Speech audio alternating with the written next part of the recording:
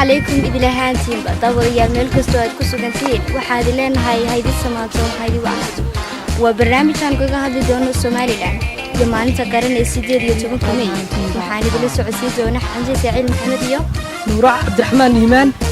الصومالي لو وحيكون على قارة أفريقيا وحاني على جيز قبل وحيكون دلوا ذاك دلالك كلاه جيبوتي صوماليا يدولة إثيوبيا dhinaca waqooyi waxaa ka xigay badacas oo ku fadhida 908 km square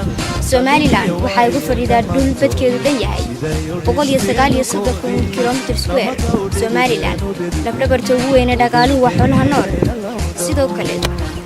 Somaliland waxay ka kooban tahay lix gobol oo kala ah gobolka Maroodijeex gobolka Togdheer gobolka Saaxil gobolka Awdal gobolka Sanaag iyo gobolka Sool Somaliland sida dawliga waxaa loo yaqaanaa Jamhuuriyadda Somaliland waxaana ay ka mid ahayd wadamada xukuumaysta Ingiriiska waxaana xorriyadda Ingiriiska kala soo laabatay 1926 Juun 1960 Somaliland waxaa soo maray shan madaxweynihii koowaad ee Jamhuuriyadda Somaliland ayaa waxa uu ahaa Cabdiraxmaan Axmed Cali ku-xigeen Xasan Ciise Jaamac madaxweynihii labaad ee Jamhuuriyadda Somaliland ayaa waxa uu ahaa Maxamed Xaaji Ibraahim Cigaal ku-xigeen Daahir Riyaale Kahi madaxweyne saddexaad Daahir Riyaale Kahi madaxweyne ku-xigeen Axmed Yuusuf Yaasiin madaxweynaha afraad ee Jamhuuriyadda Somaliland ayaa waxa uu ahaa Axmed Maxamed Maxamuud Silaayo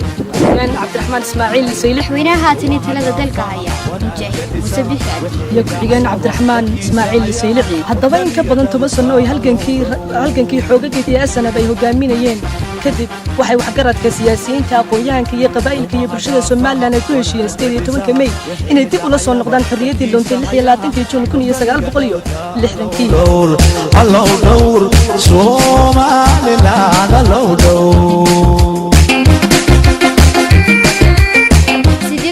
May waa maalin ku xusan taariikhda Jamhuuriyadda Somaliland waa maalin jirashii hore u ah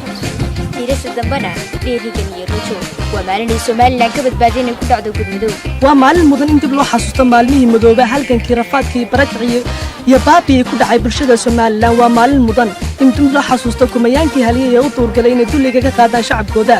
waa maalin mudan in loo duceeyo kumayaankii haliyay ee rafaadka dheer u soo maray Somaliland 18 May waa maalin mudan in laga farxiyo agoontii iyo dumarkii ay ka tageen halgamayaashaasi ma soo koobi karno qiimaha ay maalintani ku fadhida qarankan iyo muhiimadda ay u leedahay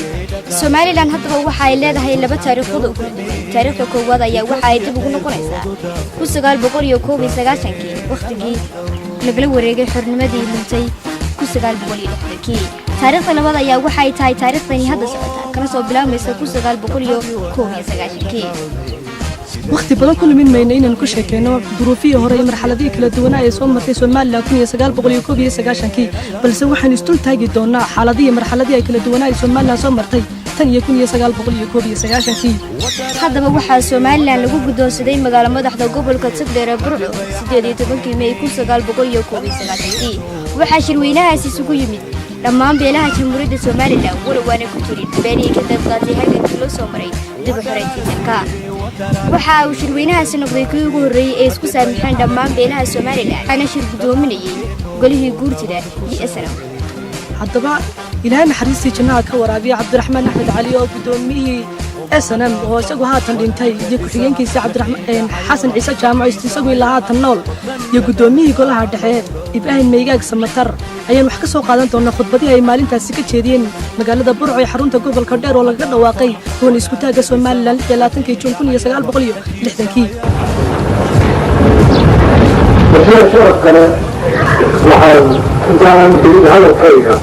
in daawadayaal waxaynu soo gaarnay guntiga gabagabadii barnaamijkan kaga hadlaynay Somaliland iyo maalinta qaran ee 18 May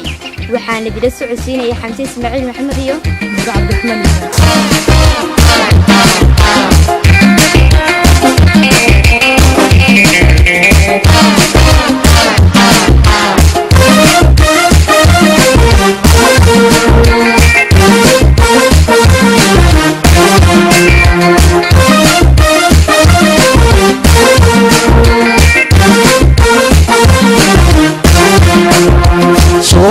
Somaliland بحالك يا ووي إلى شاي وقعبت لي دقيقتين لكن بيعيب إسخى دوري وديك سوكي يفدختين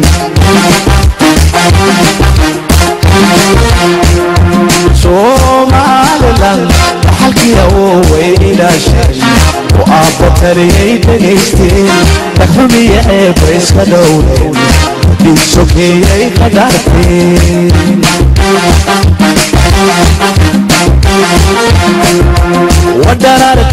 ودرارتي